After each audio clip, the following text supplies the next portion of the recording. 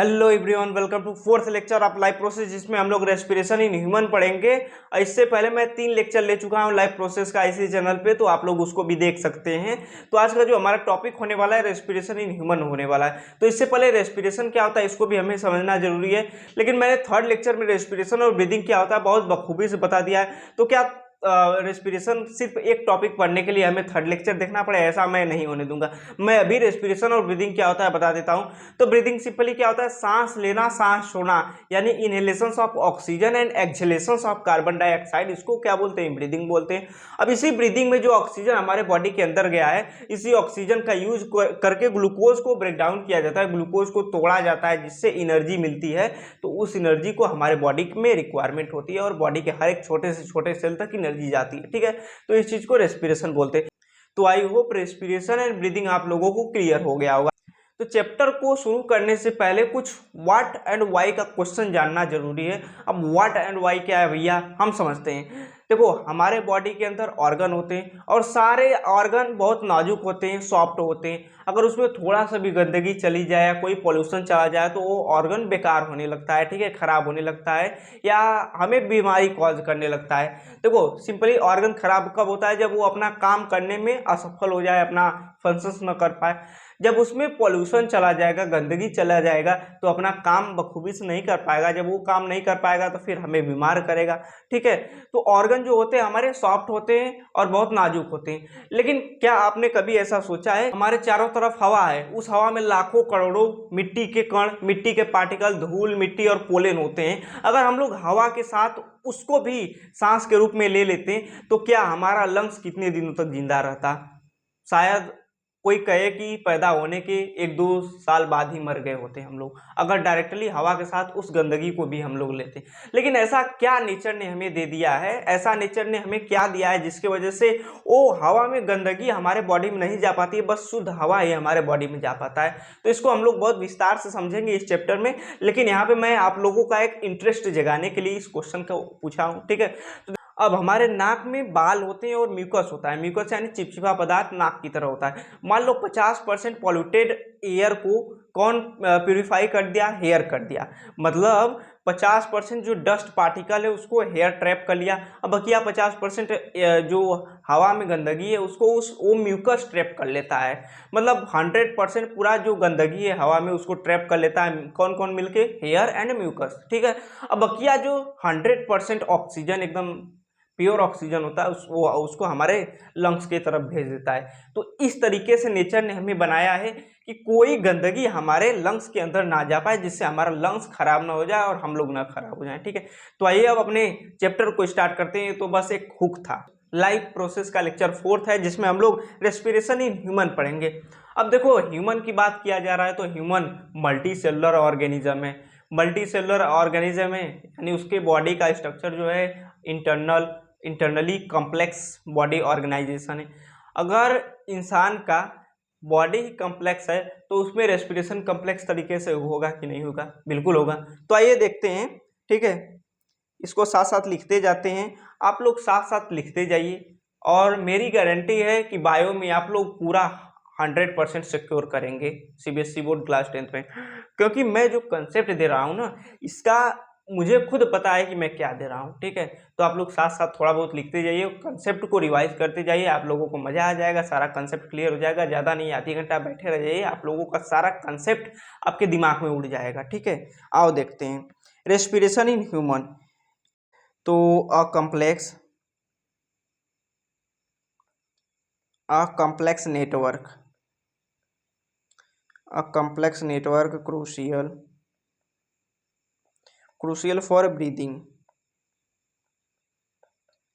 crucial for breathing, gas exchange and cellular respiration.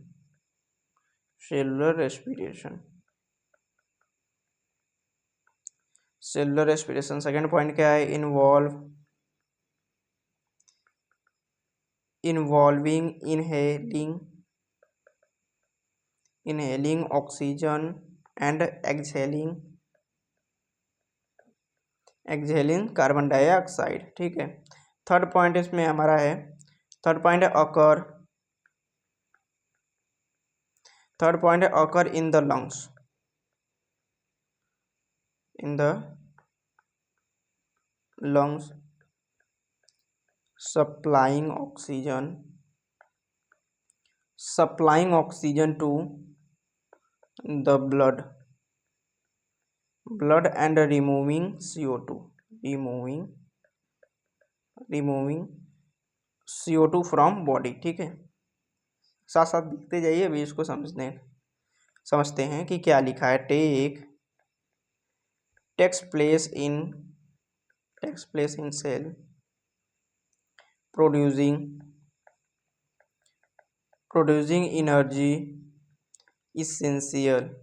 energy essential for, कहाँ गया यार, PPT पुराना है क्या, चलो देख लेते हैं। essential for cellular function। Last point है इसमें, ensure efficient oxygen delivery and energy productions for overall body function. तो इसमें सिंपली लिखा क्या है, लिखा ये है कि भैया हम लोग देखो, पहले तो इसमें एक्सप्लेन किया गया है ब्रीदिंग क्या होता है। मतलब हम लोग जो ऑक्सीजन लेते हैं फिर कार्बन डाइऑक्साइड उससे बना के छोड़ते हैं, तो इस चीज़ को एक्सप्लेन किया गया है। फिर उस ऑक्सीजन का यूज करके हम लोग कैसे रेस्पिरेशन करते हैं ये भी समझाया गया है। यहाँ पे रुक जाओ यार, मतलब सिंपली ऑक्सीजन जो है कि रेस्पिरेशन और ब्रीदिंग यहाँ पे समझाया गया है। और उससे एनर्जी बनता है। एनर्जी का क्या होता है, हमारे बॉडी में उसका काम होता है, क्योंकि एनर्जी का तो ऐसा नहीं है कि एनर्जी कभी किसी काम का नहीं होगा। ठीक है, सारा काम ही एनर्जी के लिए हो रहा है। ठीक है, तो आइए अब देखते हैं आगे रेस्पिरेटरी सिस्टम। ठीक है, रेस्पिरेटरी सिस्टम लिखते हैं,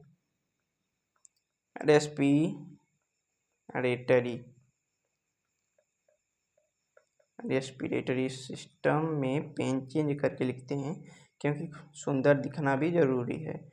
तो पेन चेंज कर देंगे तो और ज़्यादा सुंदर दिखेगा हमारा राइटिंग। ठीक है, तो आइए लिखते हैं कुछ main organ of the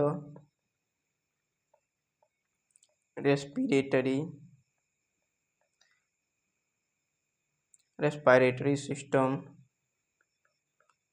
system include पहला नंबर क्या इंक्लूड करता है रेस्पिरेटरी सिस्टम, पहला इंक्लूड करता है नोज। अब मैं बता चुका हूँ नोज का क्या काम है, फिल्टर करना। नोज में हेयर होते हैं, म्यूकस होता है जो डस्ट पार्टिकल को फिल्टर करता है, कहाँ से, एयर से। तो लिखो इसको,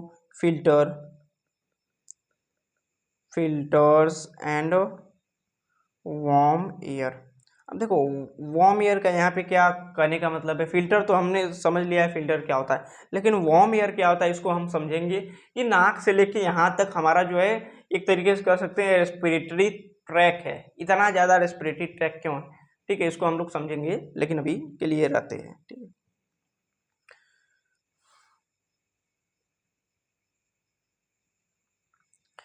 नोज फिल्टर तो हमने जान लिया। अबे वार्म एयर क्या होता है इसको हम लोग समझेंगे। फिल्टर में हमने बता दिया कि हेयर है और म्यूकस है जो डस्ट पार्टिकल को ट्रैप करता है, कहाँ से, ऑक्सीजन से, या कह सकते हैं एयर से। ठीक है, नेक्स्ट क्या है, ट्रेकिया। अब ट्रेकिया को हम लोग विंड पाइप भी बोलते हैं। ठीक है,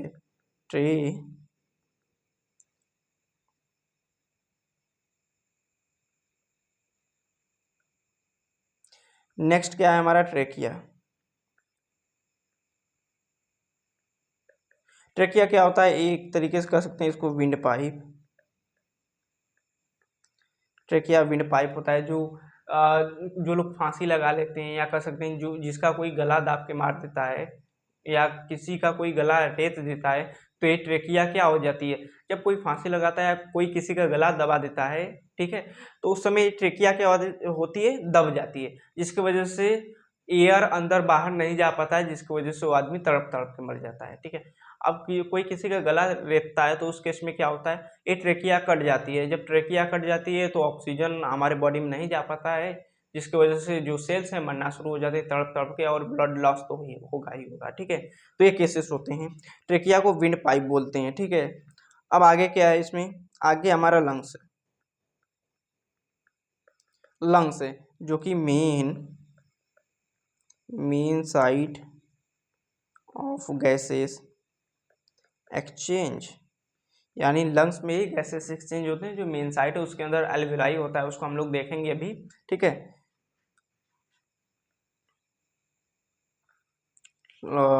सेकंड क्या है, bronchi, bronchi and alveoli. Alveoli, अब एल्वियोलाई एंड ब्रोंकाई क्या होता है, एयर पैसेज, लैग क्यों कर रहे हो यार, layer passage, air passage and sac where oxygen and carbon dioxide exchange occur. देखो करने का क्या कर रहा है, जो ब्रोंकाई है एक तरीके से एयर पैसेज है। देखो जो ट्रेकिया है, ट्रेकिया के बाद ब्रोंकाई होता है, ब्रोंकाई के बाद जो है सैक लाइक स्ट्रक्चर होता है जिसको हम लोग एल्विलाई बोलते हैं, जो गैसेस एक्सचेंज में हेल्प करता है। ठीक है, अभी मैं बताऊंगा क्या चीज़ें हैं, अभी घबराने वाली जरूरत नहीं है क्योंकि अभी पूरा हमारा लेक्चर बचा है। ठीक है, तो आगे देखते हैं, इसमें डायफ्राम है। डायफ्राम का नाम कौन कौन सुना है भाई, बता दो। डायफ्राम, कुछ पेन जो है लैग कर रहा है, क्यों लैग कर रहा है इसका कुछ पता नहीं है। डायफ्राम लिखते हैं, muscle adding in lungs expansion and contraction.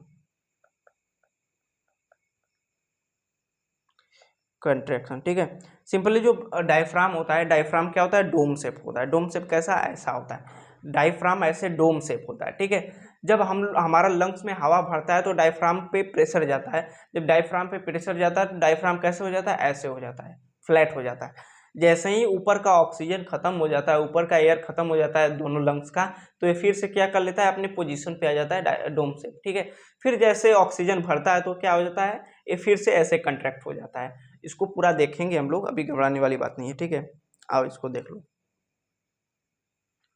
पहले क्या है, देखो नोज है, नोज से सांस लेगा तो माउथ है। अब सांस कहाँ पे आएगा, विंड पाइप यानी ट्रेकिया में आएगा। देखो ट्रेकिया के बाद क्या क्या चीजें होती है, देखो जैसे एक पेड़ है, एक ट्री है, ट्री में एक तना निकल गया। अब इस तने से फिर नए नए तने निकल रहे हैं, नए नए तने निकल रहे हैं, तो इस तने को हमने क्या बोल दिया, इसको हमने बोल दिया जो है कि विंड पाइप या ट्रेकिया बोल दिया। अब इससे जो तना निकला, इससे इसको हमने क्या कर दिया, इसको हमने ब्रोंकाई बोल दिया।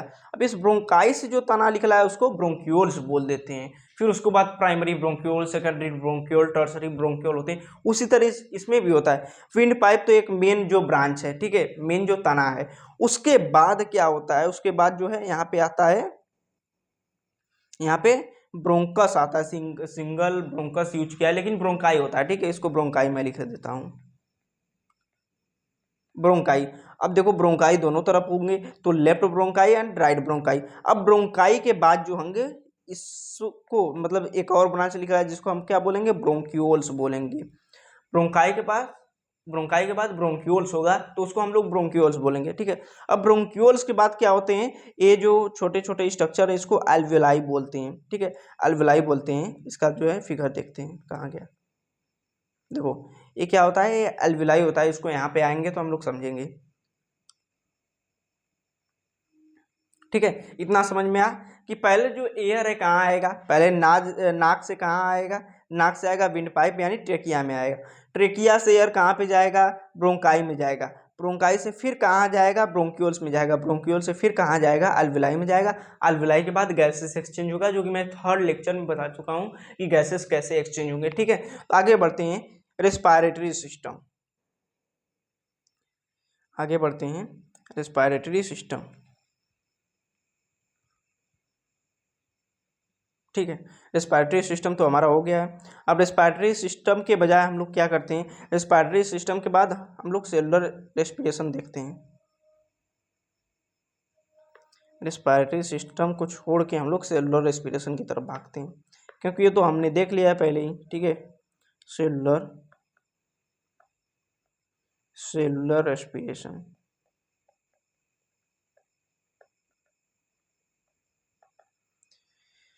तो यार आखिर में सेलुलर रेस्पिरेशन होता क्या है, देखते हैं कि सेलुलर रेस्पिरेशन का नाम ही सेलुलर रेस्पिरेशन, यानी हमारे बॉडी के अंदर सेल्स कैसे रेस्पायर कर रहे हैं इस चीज़ों को बता रहा है, ठीक है। देखते हैं cellular respiration. It is a process, it is the process of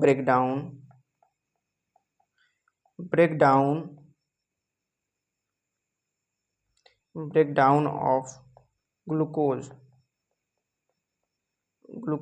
on other respiratory substrate in the cell to produce energy for performing various functions, ठीक है। सेलुलर रेस्पिरेशन क्या होता है, it is the process of break down glucose, यानी जो respiration में oxygen body के अंदर गया है उसी ऑक्सीजन का यूज करके, जो ब्रीदिंग में ऑक्सीजन हमारे बॉडी के अंदर गया है उसी ऑक्सीजन का यूज करके रेस्पिरेशन परफॉर्म करते हैं। रेस्पिरेशन में क्या होता है, ग्लूकोज मॉलिक्यूल ब्रेक डाउन होता है किसमें, एनर्जी में, या कह सकते हैं अदर रेस्पिरेटरी सबस्ट्रेट में, फिर वो सेल को जाता है एनर्जी, ठीक है। सेल को एनर्जी मतलब बना बनाया एनर्जी मिल जाता है, जिसको काम खा के क्या करता है, वेरियस फंक्शन करता है, ठीक है। सेल में वेरियस एक्टिविटीज़ होती हैं, डिवीजन होता है, सेल डिवीजन होता है, सेल रेप्लिकेशन होता है, ठीक है, ये सब चीज़ें होती हैं। अब देखो, अब समझने वाली बात है कि हमने ये देख लिया है कि हवा पहले कहाँ से कहाँ जाता है। पहले हमारे नाक में जाएगा, नाक के बाद नाजल कैविटी में जाएगा, नाजल कैविटी के बाद फिर कहाँ जाएगा, फिर यहाँ पे आएगा ट्रेकिया यानी विंड पाइप में, विंड पाइप के बाद फिर कहाँ जाएगा, कहाँ पे आएगा यार, ब्रोंकाई में, ठीक है। अब हमने देख लिया हवा कहाँ से कहाँ जाता है, पहले नाक में जाएगा, नाक से फिर ट्रेकिया यानी विंड पाइप में जाएगा, विंड पाइप से ब्रोंकाई में जाएगा, ब्रोंकाई से ब्रोंक्यूल्स में जाएगा, ब्रोंक्यूल से अल्वेलाई में जाएगा। तो ये पाथवे है, इसको बहुत डिटेल में समझते हैं कि हर एक जो स्टेप है उसका काम क्या है, ठीक है। आओ देखते हैं।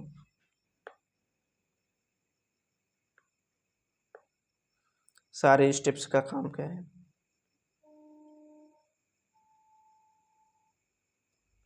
एक टेबल देख लेते हैं, फिर उसके बाद देखते हैं, ठीक है। सेलुलर रेस्पिरेशन तो ये तो ही है, ठीक है।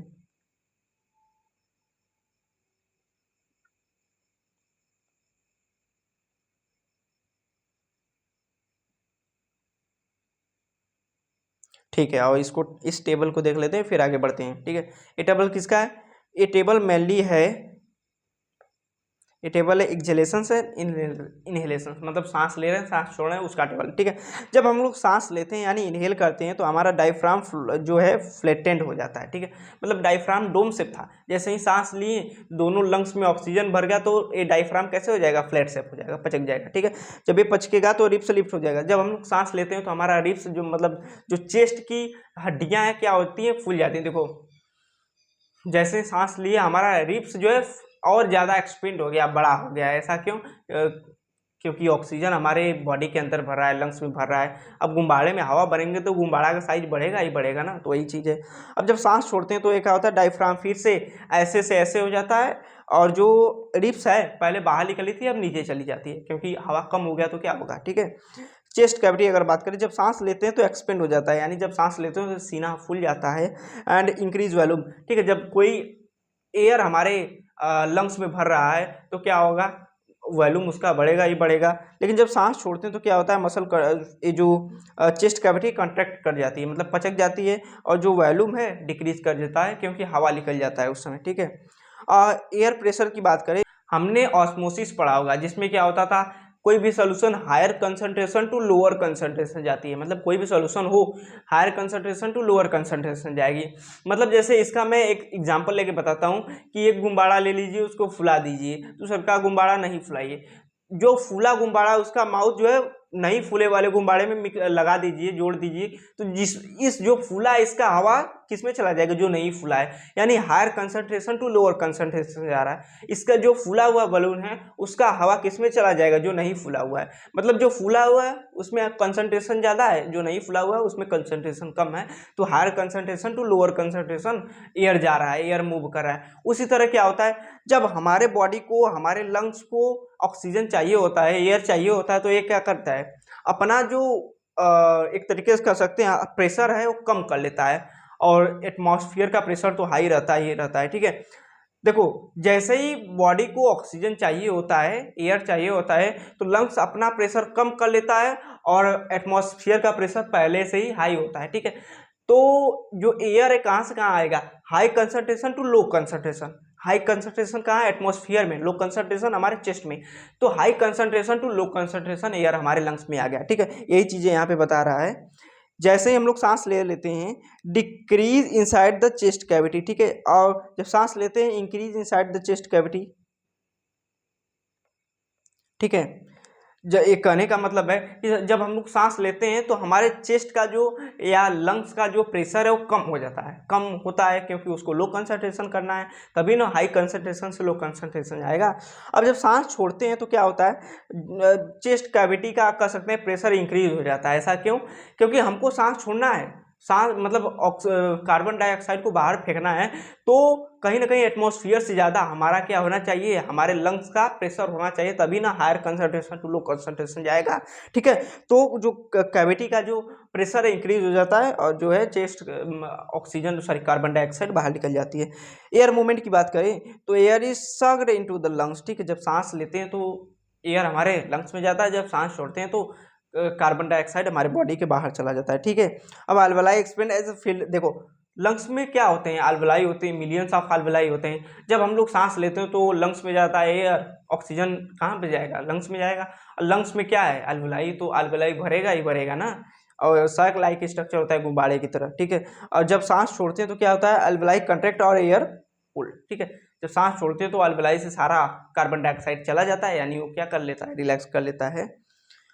Oxygen is absorb from alveoli into the blood. ठीक है, अब इसको मैं बताना चाहता हूँ। देखो ये अल्वेलाई है, चारों तरफ ब्लड कैपिलरी है, लेक्चर 3 में मैं इसको बता चुका हूँ। ठीक है, लेक्चर 3 में इसको मैं अच्छे तरीके से बता चुका हूँ, और इसको भी। ठीक है, और रेसिडुअल वैल्यूम, इसको क्या, ये क्या होता है रेसिडुअल वैल्यूम, आप लोगों को नहीं पढ़ना है। ठीक है, एक क्लास 11th में अगर बायो लेंगे तो वहाँ पे होगा। ठीक है, तो रेसिडुअल वैल्यूम भी बहुत टाइप के होते हैं।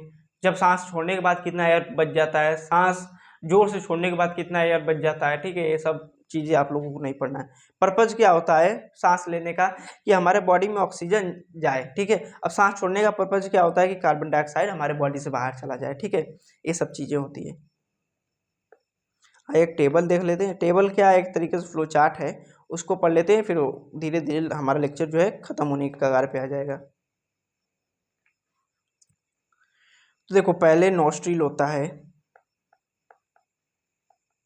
एक मिनट, देखो पहले नाक है, नाक या नोस्ट्रिल समझ लो। नाक से एयर कहाँ पे आया, विंड पाइप यानी ट्रेकिया में, और ट्रेकिया से एयर कहाँ पे आया, अल्वेलाई सॉरी ब्रोंकाई में आया। ब्रोंकाई से फिर कहाँ पे आया, ब्रोंक्यूल्स में। ब्रोंक्यूल से फिर कहाँ पे आया, अल्वेलाई में। छोटे छोटे टुकड़े हैं ना, इसको अल्वेलाई बोलते हैं। देखो इसको अल्वेलाई बोलते हैं। अभी यहाँ पे फिट नहीं हो रहा है, इसको क्या बोलते हैं, अल्वेलाई बोलते हैं। ठीक है,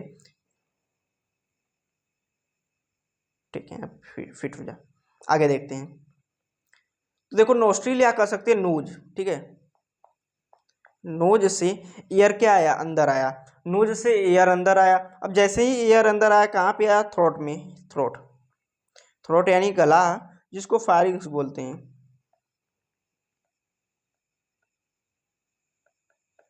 ठीक है, अब थ्रोट में आया जिसको फारिंक्स बोलते हैं। ठीक है, फारिंक्स से फिर वो एयर कहाँ पे आया, फारिंक्स से एयर आएगा ट्रेकिया में। ट्रेकिया में, अब ट्रेकिया से एयर कहाँ पे आया, ब्रोंकाई में। ट्रेकिया से एयर कहाँ पे आया? ब्रोंकाई से। ब्रोंकाई से फिर वो एयर कहाँ पे आएगा? ब्रोंक्यूल्स में। कहाँ पे आएगा? ब्रोंक्यूल्स में। ब्रोंक्यूल से फिर कहाँ पे आएगा? एल्वियोलाई में। एल्वियो सॉरी एल्वियोलाई में आएगा, ठीक है। एल्वियोलाई से फिर कहाँ पे जाएगा? ब्लड वेसल्स में।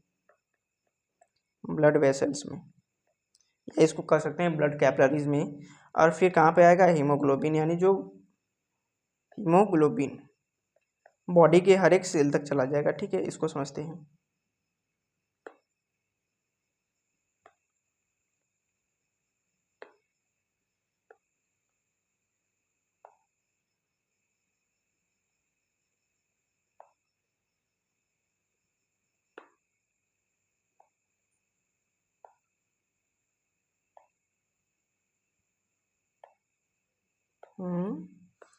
चल जाना यार, काहे नहीं हो रहा है तुम?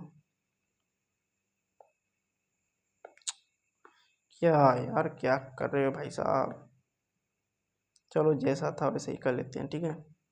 अब देखो, नॉस्ट्रिल है, हमने सांस लिया, नॉस्ट्रिल में आया, नॉस्ट्रिल में आया, ठीक है। जैसे ही हमने सांस लिया वो कहाँ पे आया? नॉस्ट्रिल में आ गया। अब नॉस्ट्रिल से ट्रेकिया में, सॉरी थ्रोट में आएगा या फायरिंग्स में आएगा, जैसे एडम सेपल में आएगा, ठीक है। इसको साउंड बॉक्स भी बोलते हैं। अब यहाँ से कहाँ पे आएगा? ट्रेकिया में। अब जो ट्रेकिया है मेन, इसको क्या लिख लेते हैं? Main airway, main airway conducting air. अब ट्रेकिया में सी शेप्ड कार्टिलेज भी होते हैं। सी शेप्ड मतलब ऐसे हाफ सर्कल्ड, ठीक है। सी शेप्ड कार्टिलेज होते हैं। इनका क्या काम होता है? Cartilage rings prevent collapse. किस चीज़ की कोलैप्स की बात हो रही है? देखो, जब ऑक्सीजन नहीं होता है हमारे ट्रेकिया में, तो क्या करता है? जो ट्रेकिया का वाल होता है एक तरीके से कोलैप्स करने का डर होता है।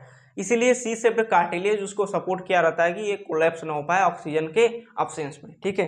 तो ये चीज़ें होती है। ब्रोंकाई क्या करता है? ब्रोंकाई को तो मैं बता चुका हूँ,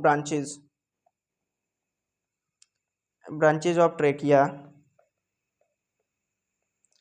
trachea each lead to one lungs, ठीक है। ये तो मैं बता चुका हूँ कि ब्रांच है, मान लो पेड़ है, पेड़ की एक ब्रांच निकला, उस ब्रांच से अलग अलग ब्रांच निकले, तो मतलब ये क्या है? ये हमारा ट्रेकिया है। ट्रेकिया से फिर क्या निकला? ट्रेकिया से अराइज हुआ अल्वेलाई, सॉरी ट्रेकिया से क्या अराइज हुआ? ब्रोंकाई, ब्रोंकाई से ब्रोंक्यूल्स अराइज हुए, ब्रोंक्यूल से फिर क्या? एक पत्ती के जैसे मान लो अल्वेलाई अराइज हुआ, ठीक है। ये सब चीज़ें होती हैं। ब्रोंक्यूल्स क्या होता है? ब्रोंक्यूल्स स्मॉल branches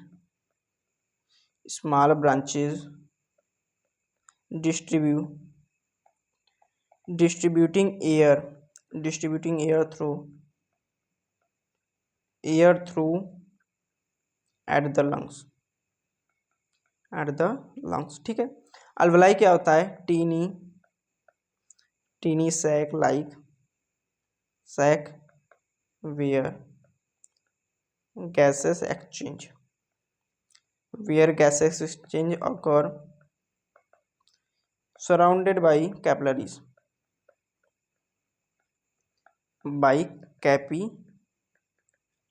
ठीक है। अब स्मॉल ब्लड वेसल्स होते हैं या कैपिलरी होते हैं। देखो सिंपली ये क्या है? हमारा अल्वेलाई है। अब अल्वेलाई के चारों तरफ क्या होते हैं? ब्लड वेसल्स होते हैं, या कह सकते हैं ब्लड कैपिलरी होता है, ठीक है।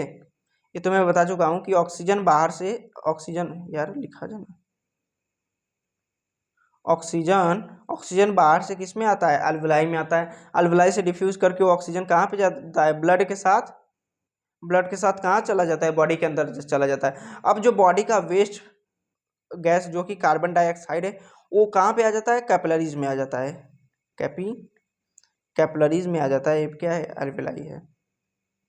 अल्वेलाई में, ठीक है, अल्वेलाई, ठीक है। यहाँ से देखो, ब्लड कैपिलरीज से क्या होता है? कार्बन डाइऑक्साइड ब्लड के साथ कहाँ पे आ जाता है? ब्लड कैपिलरी में। अब ब्लड कैपिलरी से डिफ्यूज कर कहाँ पे चला जाता है? कार्बन डाइऑक्साइड अल्वेलाई में। अल्वेलाई से फिर उड़ता उड़ता नाक के थ्रू बाहर चला जाता है, ठीक है। तो ये चीज़ें यहाँ पे पूरा एक्सप्लेन की गई हैं, ठीक है। तो पहले एयर जो है नॉस्ट्रिल में आएगा, नॉस्ट्रिल से थ्रोट या फायरिंग्स पे आएगा, फायरिंग से ट्रेक यार trachea, bronchi, bronchioles, alveoli, blood capillaries और हीमोग्लोबिन, मतलब ब्लड के साथ क्या होगा, ब्लड के साथ मिक्स होकर बॉडी के हर एक छोटे छोटे सेल तक चला जाएगा। ठीक है, सेलुलर रेस्पिरेशन, यही चीज़ मैं बता दिया हूँ। ठीक है, ये चीज़ है। देखो नोज़ है, नोज से फिर फायरिंग्स जिसको वॉइस बॉक्स बोलते हैं, ट्रेकिया जिसको विंड पाइप बोलते हैं।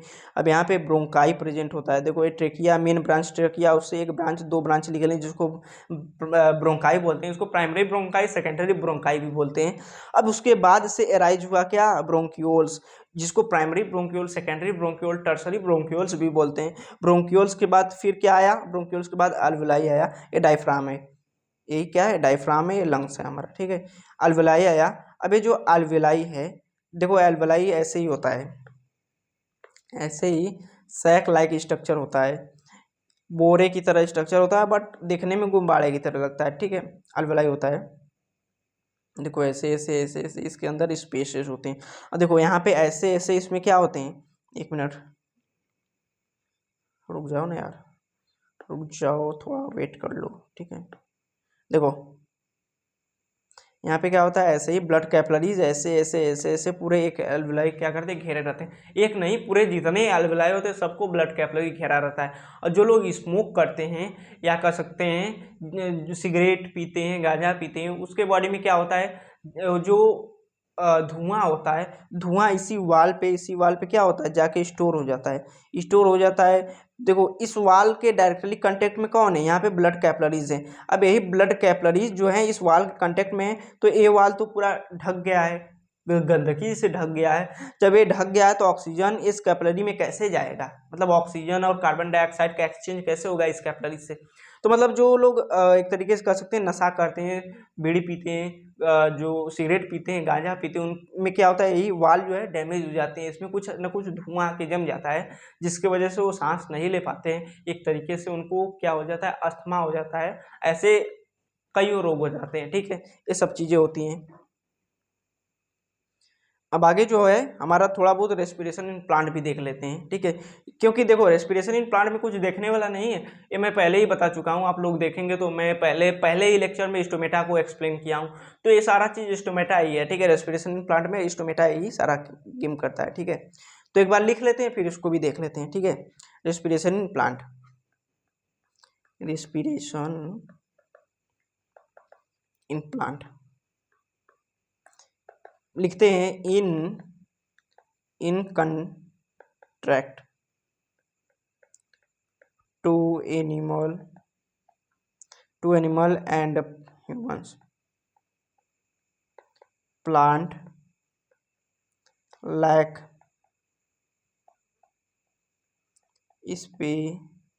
Specialised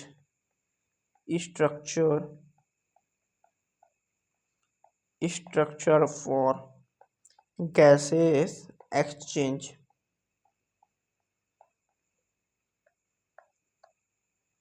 gaseous exchange gaseous exchange in plant occur through stomata in leaves and a lenticle in stem.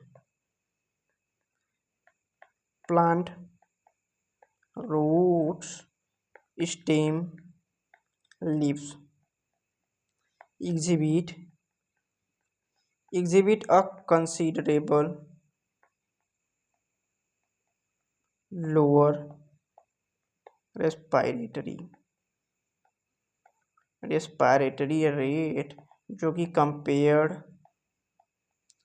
Compare to animals. ठीक है, कहने का मतलब ये है कि रेस्पिरेशन प्लांट में कैसे होता है, स्टोमेटा के थ्रू। देखो ये स्टोमेटा है। ठीक है, ये क्या है, स्टोमेटा है, ये ओपन स्टोमेटा है, क्लोज स्टोमेटा है। अब ये मैं बता चुका हूँ पहले लेक्चर में कि स्टोमेटा ओपन क्यों होता है, कब होता है और क्लोज कब होता है। ओपन इसलिए होता है क्योंकि उसको क्या चाहिए, कार्बन डाइऑक्साइड चाहिए, इसीलिए स्टोमेटा ओपन होता है।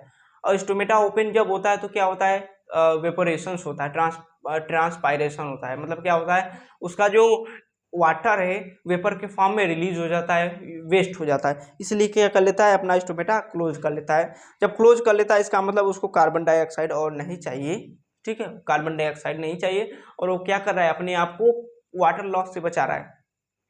क्योंकि स्टोमेटा के थ्रू प्लांट में पानी कैसे लॉस होता है, स्टोमेटा के थ्रू, ट्रांसपायरेशन के थ्रू। अगर स्टोमेटा ही क्लोज रहेगा तो पानी कहाँ से बाहर जाएगा वेपर के फॉर्म में, तो ये चीज़ें होती हैं। देखो ऑक्सीजन गया प्लांट के अंदर, अब ग्लूकोज बना, ग्लूकोज के साथ कार्बन डाइऑक्साइड जो है, कार्बन डाइऑक्साइड क्या किया, सॉरी यहाँ पे गलत बता दिया है, यहाँ पे कार्बन डाइऑक्साइड प्लांट के अंदर जाता है और सनलाइट आता है, सनलाइट आता है, ठीक है, सनलाइट आता है तो ग्लूकोज बनता है, और क्या बनता है, ऑक्सीजन बनता है, जो बाहर निकल जाता है एटीपी है, जो प्लांट में स्टोर होता है या प्लांट उसको यूज कर लेता है, ठीक है, ये चीज़ है। देखो यहाँ पे भी एक्सप्लेन किया गया है। तो सिंपली जो हमने देखा है रेस्पिरेशन इन प्लांट में, तो स्टोमेटा होता है, स्टोमेटा पूरी तरीके से कार्बन डाइऑक्साइड लेता है, कार्बन डाइऑक्साइड लेके पूरे बॉडी, सॉरी जो रेस्पिरेटरी पिगमेंट यानी क्लोरोफिल को देता है। फिर सनलाइट आता है, वो सनलाइट क्या करता है, कार्बन डाइऑक्साइड और वाटर के प्रेजेंस में, सनलाइट के प्रेजेंस में, क्लोरोफिल के प्रेजेंस में ग्लूकोज बनता है, ऑक्सीजन बनता है, ठीक है, एनर्जी बनती है, ये चीज़ होती है। और देखो हमारे कंपेयर में जो प्लांट में रेस्पिरेशन होता है वो क्या होता है, बहुत एक तरीके से कह सकते हैं एडवांस नहीं होता है, जबकि हमारा जो रेस्पिरेशन है बहुत ज़्यादा एडवांस है, ठीक है।